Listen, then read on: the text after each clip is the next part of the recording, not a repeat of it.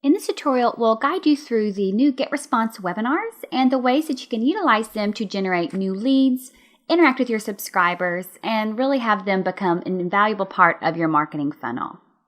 And so you're going to start from the webinars drop-down menu and be able to choose Create New.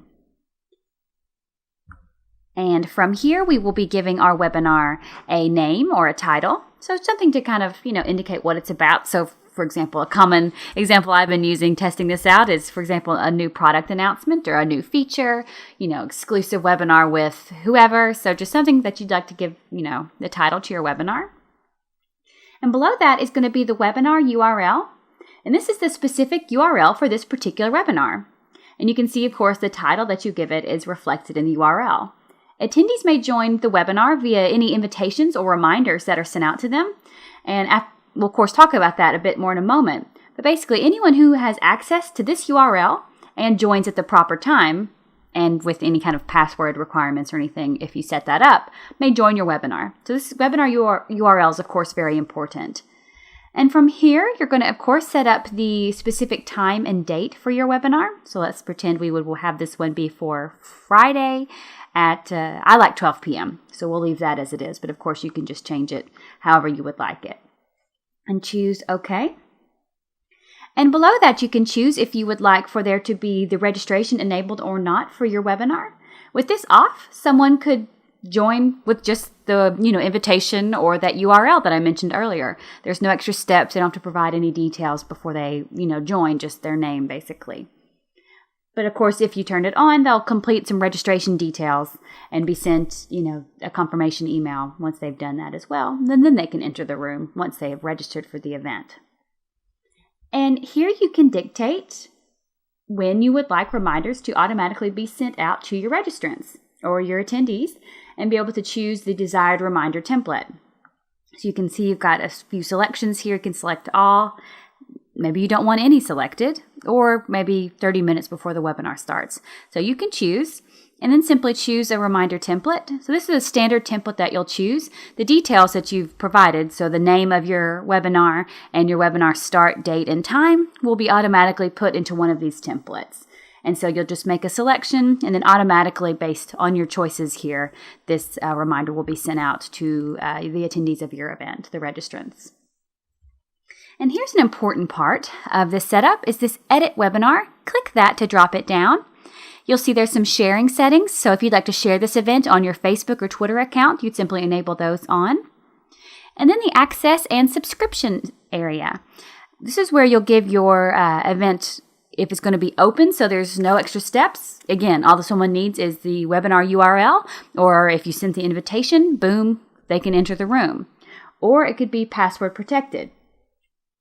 And this could be a good option maybe if you would like to, have a kind of one-on-one session with somebody, or maybe something someone has paid for, or, maybe an online webinar with some limited number of participants. So you'd want to set up the password maybe in cases where you'd like to make it a little bit more difficult and make sure not difficult to join, but difficult for just anyone to join, so that only those who have access and who have been provided the password. For example, in the invitation, it will include the password, or you've provided it to them manually, they'd be able to join. So you'll choose what the password is. So you can see I've been testing, testing 1, 2, 3 for this particular password. So it's something to keep in mind as well, how you like people to be actually, accessing this event. And then you want to choose which campaign your webinar registrants and attendees should be added to. So, maybe you're going to set up a specific campaign in your account for people, who are joining your webinars, or you want them in a particular campaign. So this way, anyone who registers and then, attends your event as well are going to be added to a particular campaign that you set up.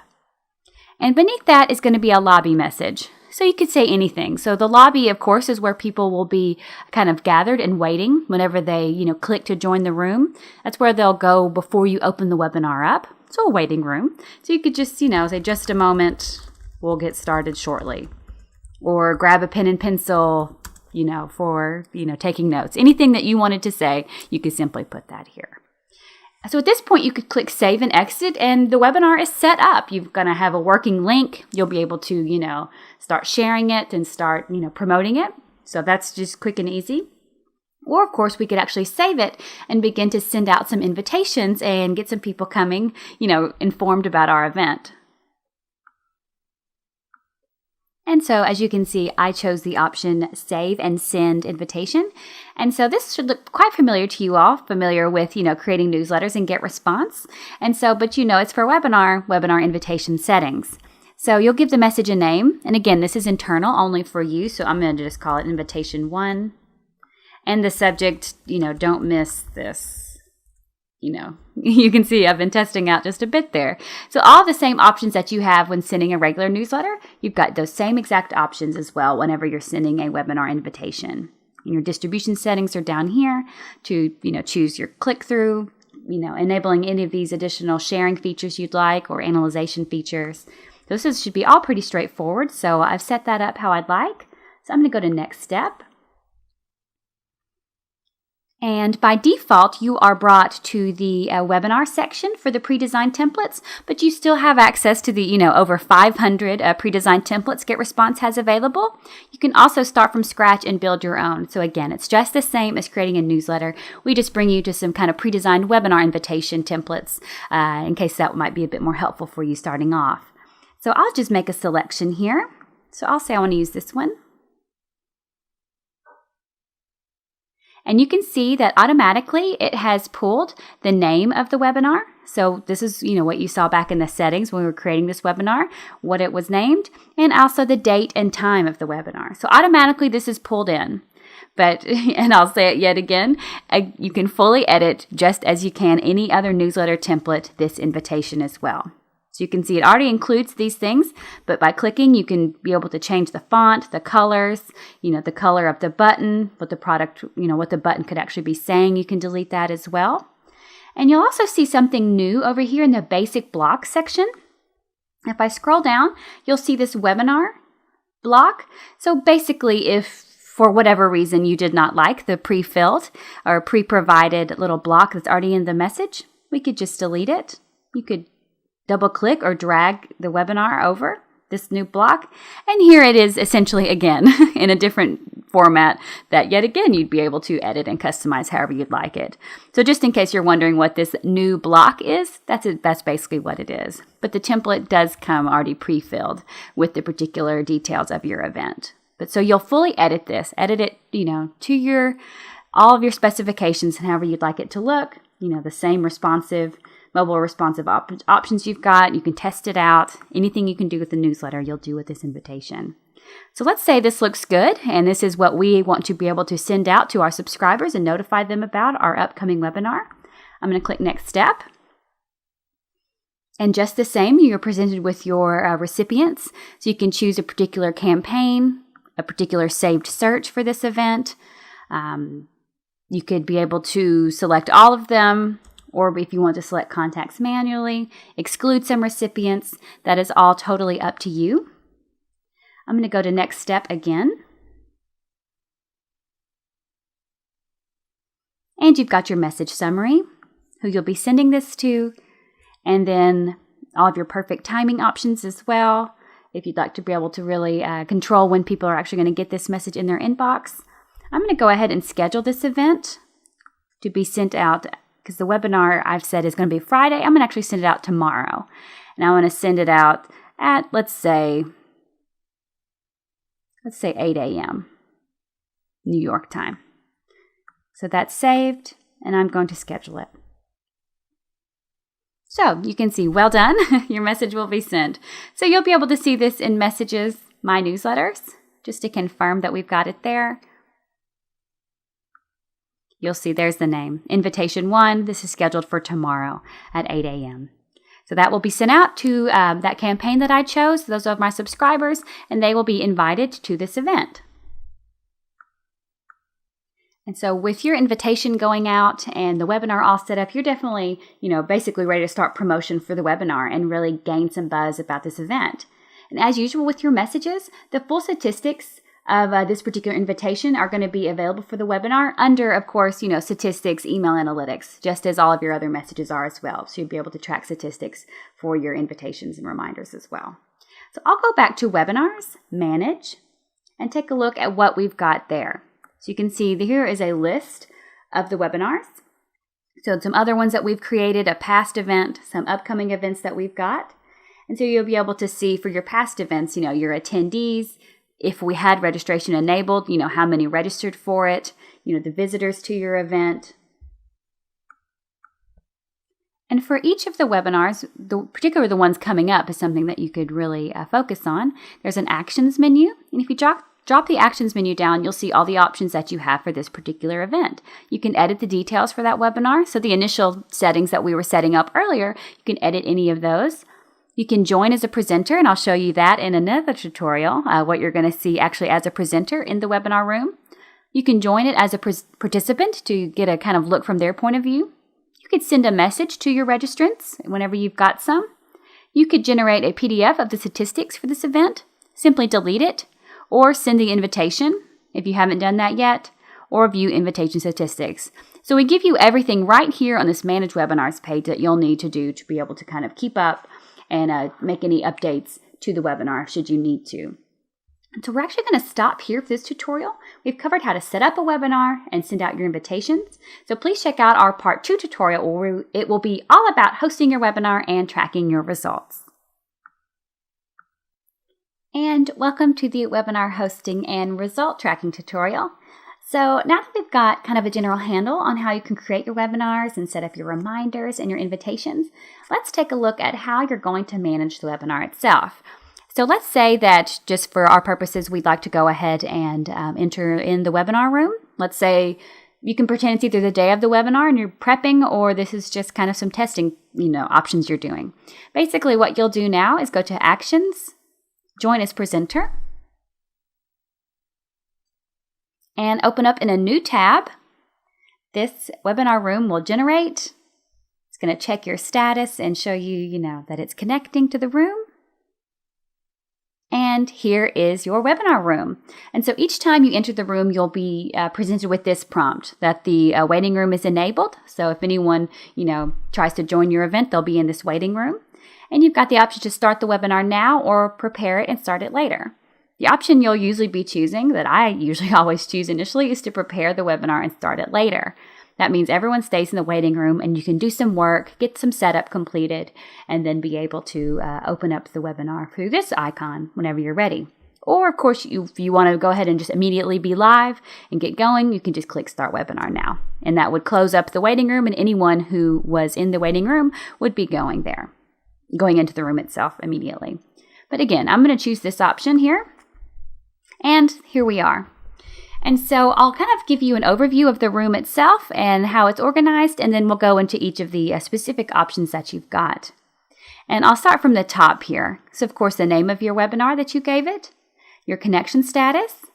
There's some additional settings that I'll go through and explain more in just a little bit. You can maximize the room, full screen mode.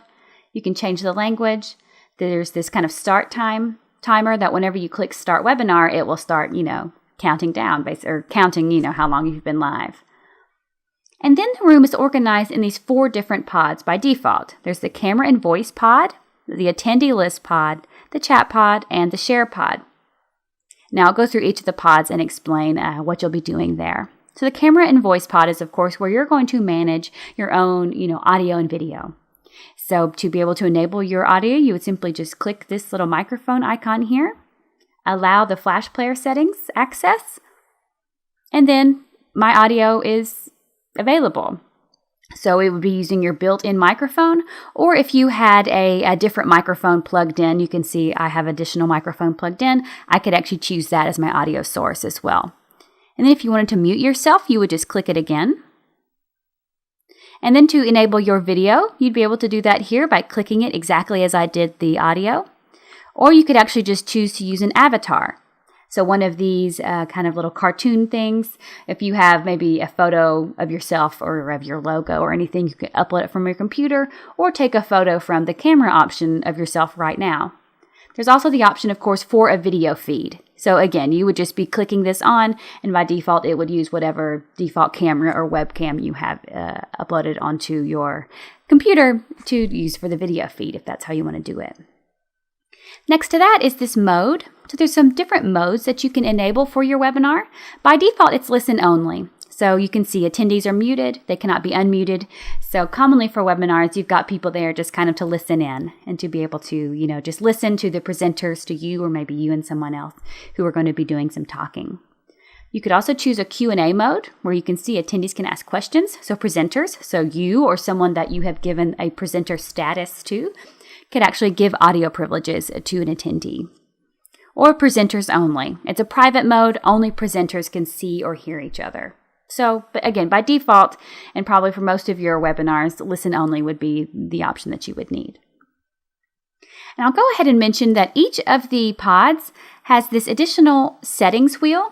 This little wheel here, well, I guess these 3 pods, of course, this one does not. It has these extra settings. So I recommend to anyone that I talk to about the webinars is to sometime go through and click on the settings wheel for each of the pods here and just get familiar with the options that you have. So in case you're wondering if a pod could do something, basically you just need to click on this little drop down, this little wheel here to be able to see if something can do, what you would like for it to do. It's usually just got some extra settings. So for example, if you wanted everyone muted or you wanted to be able to access some additional settings, you could do that here.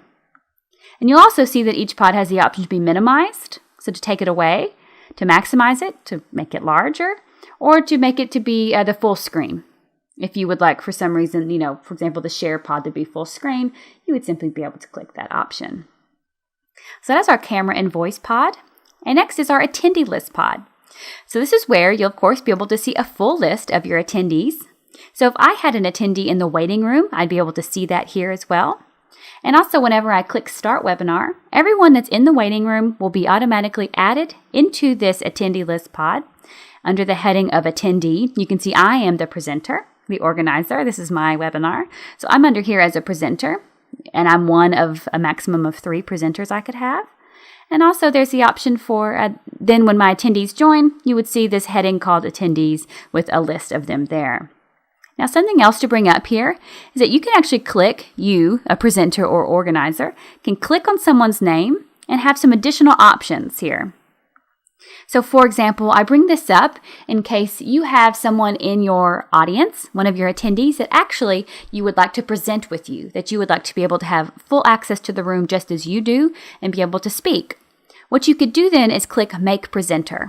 So if you've got, John Smith in there, you would just scroll through your attendee list, find him, click his name, scroll down, and choose Make Presenter. And now John would be able to turn on his own audio and video and present with you.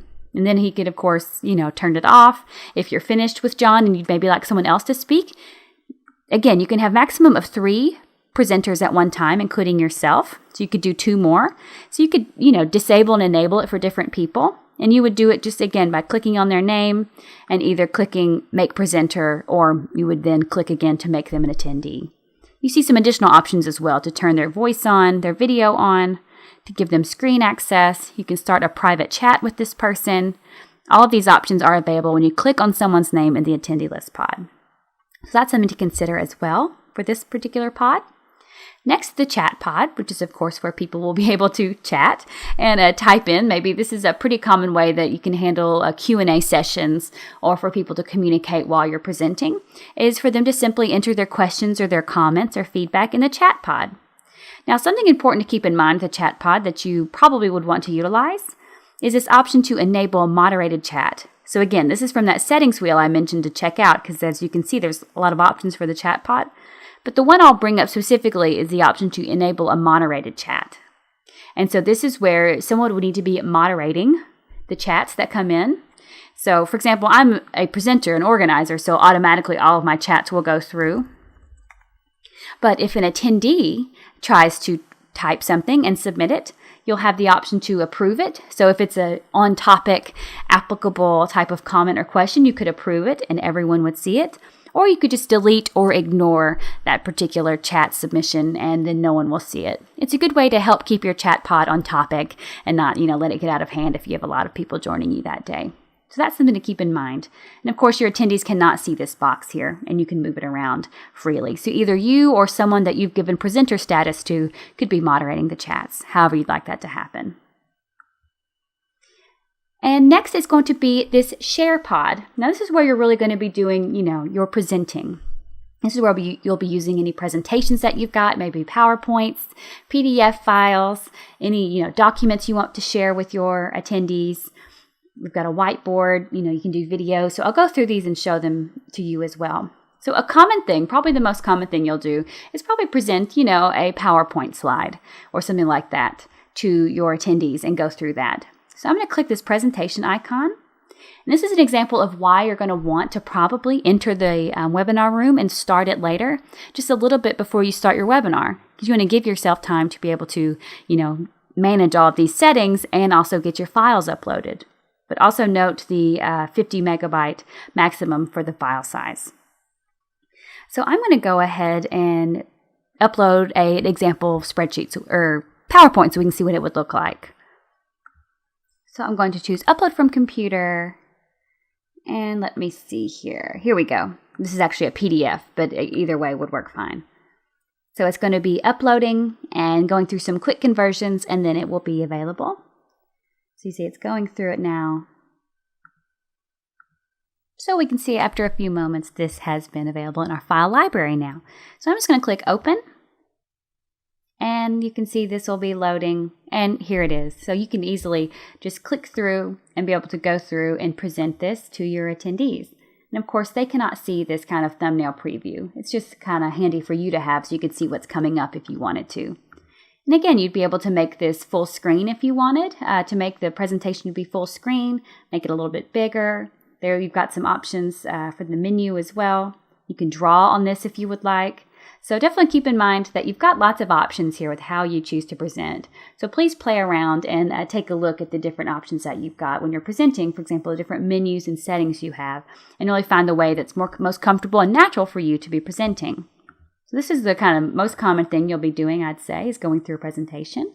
But you can also click here, and you can see the additional options that you have as well that were shown on the initial screen.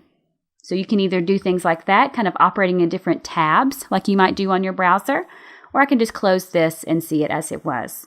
So I can show you the whiteboard really quick. So it's just a whiteboard. If you kind of wanted to graphically show something, if you wanted to import a photo and kind of, brainstorm or graphically go through it, you'd be able to do that as well. With the whiteboard feature, you have the option to, do different pages. If you enable collaboration, your attendees would be able to, have access to these controls. If you wanted them, you would click that button. You can also export anything that you're doing here, export it to a PDF file. If it has some, good brainstorming information on it, you could save it for later. And then there's a desktop sharing feature. This is a great feature if you'd like to be able to show a particular website or maybe application on your own computer to your attendees. It does require the one-time installation of the desktop sharing plugin. It's very simple. It's a 1, 2, 3 step process that you're led through from start to finish. So just go ahead before, again, you're ready to actually start presenting, just go ahead and install that plugin to your computer, and then you'll very easily be able to launch the desktop sharing feature and share your desktop in this webinar. There's a YouTube integration. So you could actually search for a particular YouTube video and then select it to actually play here in the Share Pod as well. That's a very easy, quick option to show. And then finally, there's a polling feature. So if you would like to poll your attendees, maybe find out some of their preferences on something, or even set them up as a test, if you kind of have this kind of as a class, or you want to actually test if people are paying attention, you'd be able to set that up. So the most common option we could say is a poll. So let's say, I should spell it right, of course. Preferences, I could say. And let's just say favorite soft drink. And you can choose what type, single choice question, multiple choice, short answer. So I'm going to make people choose between Pepsi and Coke, the age-old question. And let's just say I just want to make it a one type of question. So I'll click Finish. And now you can see this is available. So I can actually open it with using this icon. So now that this is opened, it is presented to my attendees to actually be able to vote and choose what they think is their favorite soft drink. And whenever I'm ready to stop this poll, I'm going to click In Voting. You could share the results so people could see, if it was 50-50, whatever the results were, they'd be able to see that. You can also click Show Details to see more specific details for yourself as well about the results. This is a very handy, cool feature to be able to really learn what it is your attendees think about something, or even set something up as a test that I mentioned. So there's these two options. You can create something as a poll, as I just did, or something as a test where you can actually assign grades and scores. That could be pretty handy as well. So these are the, overall options that you have in the pod. And now, as promised, I'll show you the settings, because I mentioned that this is the default layout for the room, but you have full control over the layout of the room and which pods are located where, what size they are. So there's some kind of pre-set up layouts for the room. So this one is kind of the default presentation one, but you could choose kind of all windows to change it up a little if you prefer this type of look for the chat and everything. Maybe you kind of just want to have a really robust chat here along with the attendee list pod in your videos, or maybe just video and chat. Again, these are all kind of these preset options that you have, so it's really quick, one click, be able to save it. But also I should mention that you can manually edit the size and the location of any of the pods, so you can manually move them all around however you would prefer. So definitely keep that in mind as well. It is not set in stone as it is. You have full control over every aspect, how the webinar room is actually laid out. So it's fully up to you what size and where something is located. And also available in the settings is the option to easily enable or disable a pod from the room. You can, of course, do that by minimizing it, as I did here on the pod, or you can do that through the actual settings icon. So if I want to take away the attendee list pod, I don't really think it's necessary, and I want to get rid of that and just make my chat pod bigger, that's how I could do it. So that's just a really easy way to take away or, re-enable a window or a pod. And also something handy is the option to share a file. So if I clicked this, you'll see this extra little pod has come up. So maybe toward the end of your webinar, you've got lots of requests to access your, excellent PDF that you were sharing. So you could easily just add the file. So you can see it's from your file library. You already had it uploaded, or maybe some other file you want to give your attendees access to download. I would select it. Now you can see here, you can move this around. Now your attendees have the access to actually download this to their computers. So that's pretty much an overview of the webinar room and the way you can present and manage. I'll just quickly show you what it would look like. When you start the webinar, that's all you do. You click Start Webinar, you can see it starts counting down. And, now the webinar is live. Anyone who was in the waiting room is now in the room. If you've got your audio enabled, remember, if it's, green, people can hear you. They'll be able to hear you from this point. So you even have a handy on-air option as well. So just go through with your presentation, and, I'm sure you'll do a great job, have lots of highly entertained, hopefully new subscribers and current subscribers. And once you're finished with your webinar, you can say goodbye. Thanks everyone for joining. Simply click End Session, and you'll be prompted to confirm if you do indeed want to end the session. Click Yes. And then you and everyone who was there will be automatically brought to this thank you page as well. So, as easy as that, you're able to manage your room, close it out, and then everyone will be able to see this page as well.